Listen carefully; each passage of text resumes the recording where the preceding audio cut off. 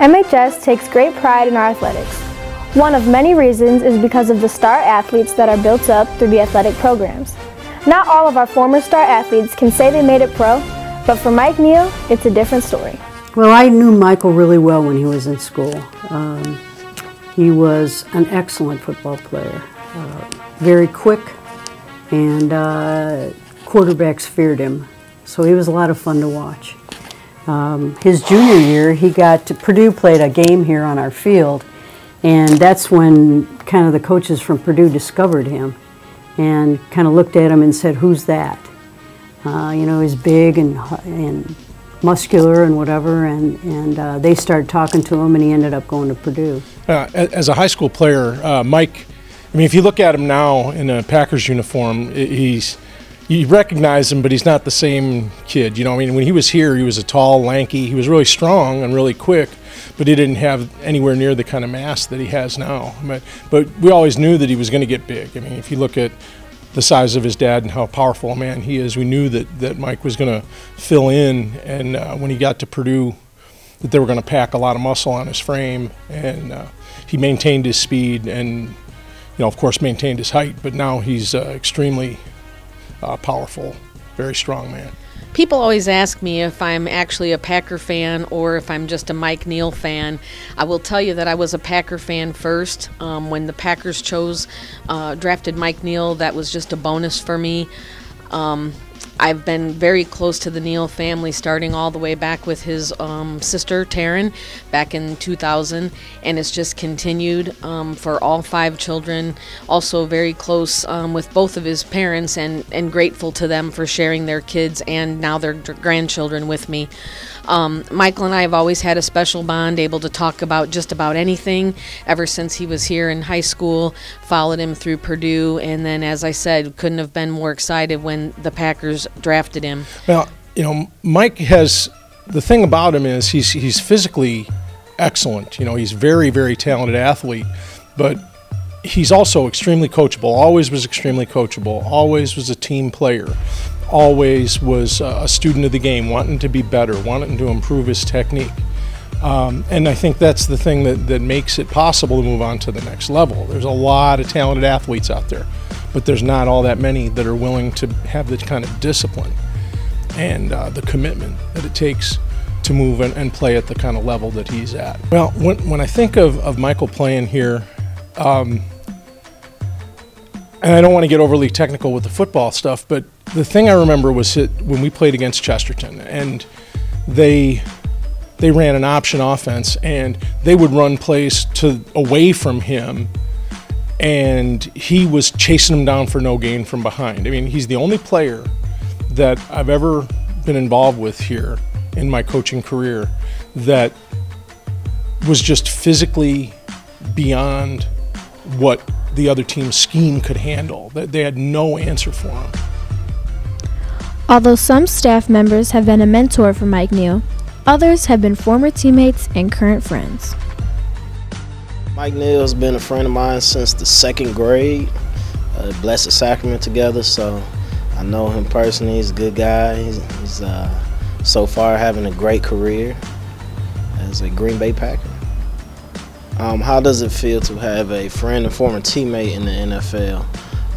It's just cool, you know. The couple times I've been up there to visit him, it's like, you know, he's just my friend, and but to a lot of other people, he's a somewhat celebrity, and you know, that is just, it's different. It's cool at the same time. What's it like to have a former teammate in the NFL? It's pretty cool. It's nice to see somebody who made it that you actually know and can relate to.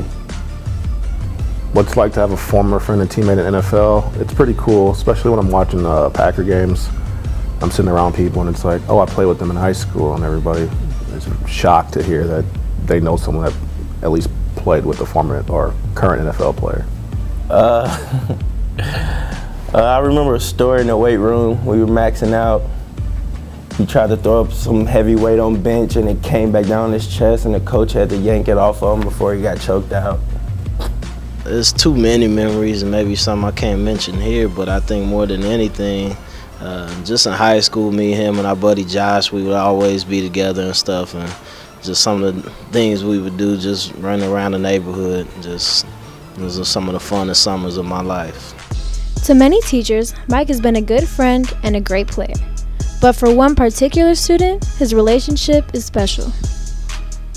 My older brother inspires me because not only is he a brother, but he's like a life mentor to me. You know, from being young and have an older brother like that, 10 years apart, he's really telling me how life is, you know, in college, ahead of the game, in football as a high school player, and he's always just been there for me and always been, you know, a motivational person that I always could look up to and be inspired by. What is it like to have a brother in the NFL? It's very, I don't know the word for it, extraordinary. I mean, it's a good feeling to know that your brother plays on TV every Sunday and you can watch him, you can go to the games and watch an actual NFL game, because not too many people had the opportunity. So I just thank God for it.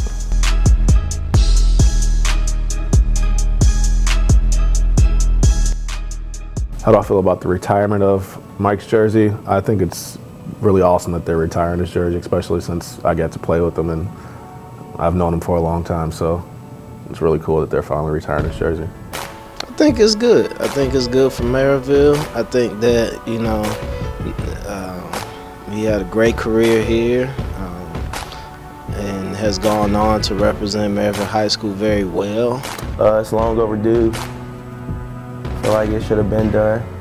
The jersey's going to be retired Friday night during halftime of the Valparaiso-Merrillville boys basketball game. And prior to that, Michael's coming in around 6 o'clock, from 6 to 7 in the hospitality room. He'll be signing autographs. So we're encouraging people to come early. We thought we'd have a great crowd anyway for this game because Valparaiso's had a very successful year, and so have our Merrillville Pirates. All right, everybody come to the boys basketball game. Varsity starts at 7, JV starts at 5:30. They're gonna be retiring Mike Neal's jersey. He's gonna go up there. He's gonna be signing autographs from 6 to 7 in the hospitality room, and that's the reason why we're doing a jersey night, because they retiring his jersey at halftime. And we want everybody to come out and support our boys. They're number 4 in the state right now. And it's going to be a big DAC game against Valpo, so they need all the support they could get. So we want everybody to come out. The fan section is going to be behind the cheerleader. Behind the cheerleader. And you need to be wearing a jersey. If you don't have a jersey, hit us up. We might have an extra one. So everybody just wear a jersey. Come out, support the boys. You know what I'm saying? This, you know what I'm saying? I'm gonna retire the jersey. Let's turn up! Beck and Jason said it best, but for those of you who still don't get it, come out to the boys basketball game tonight at 5:30 and for the retirement of Mike Neal's jersey. Signing out from PNN, I'm Meagan Wise.